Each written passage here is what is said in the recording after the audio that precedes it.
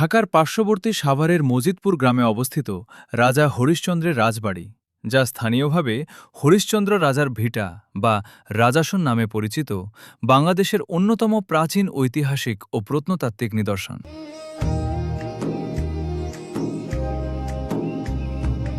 ইতিহাস ও পটভূমি: রাজা হরিশ্চন্দ্র ও সম্ভার রাজ্য।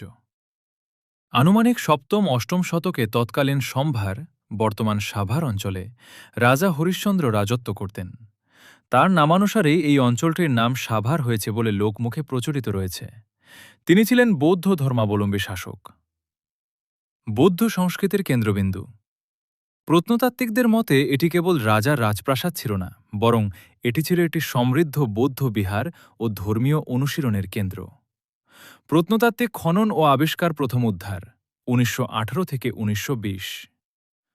১৯১৮ থেকে ১৯২০ সালের মধ্যে ইতিহাসবিদ ও প্রত্নতাত্ত্বিক ডাক্তার নলিনীকান্ত ভট্টশালী প্রথম এই স্থানে প্রত্নতাত্ত্বিক অনুসন্ধান চালান।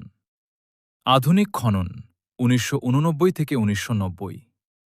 বাংলাদেশ প্রত্নতত্ত্ব অধিদপ্তর ১৯৮৯ থেকে ১৯৯০ সালে এখানে ব্যাপক খনন কাজ পরিচালনা করে। খননের ফলে মাটির নিচ থেকে একটি প্রাচীন স্তম্ভ বা বৌদ্ধ স্তূপের ভিত্তি এবং একাধিক কক্ষের সন্ধান পাওয়া যায়।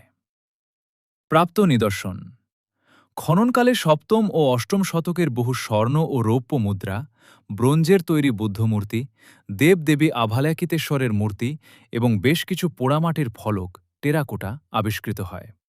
এসব নিদর্শনের মাধ্যমে প্রমাণ মেলে যে অঞ্চলটি প্রাচীনকালে সমতট ও বঙ্গ অঞ্চলের একটি প্রধান বাণিজ্যিক ও ধর্মীয় কেন্দ্র ছিল।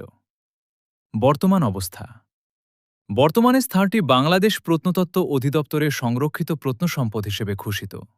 প্রাচীন প্রাসাদের মূল অবকাঠামো ধ্বংস হয়ে গেলেও মাটির তৈরি উঁচু ঢিবি এবং ইট সুরকির তৈরি সিঁড়ি ও প্রাচীরের অবশিষ্টাংশ প্রাচীন স্থাপত্যশৈলীর নিদর্শন বহন করে। খননকালে প্রাপ্ত ঐতিহাসিক স্মারকসমূহ জাতীয় জাদুঘর এবং ময়নামতি জাদুঘরে সংরক্ষিত রয়েছে।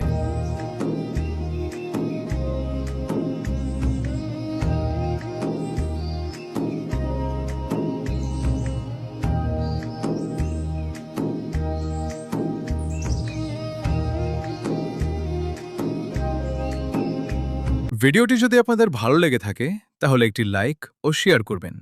আর আপনারা কে কোথায় থেকে ভিডিওটি দেখছেন তা কমেন্ট করতে ভুলবেন না। ধন্যবাদ।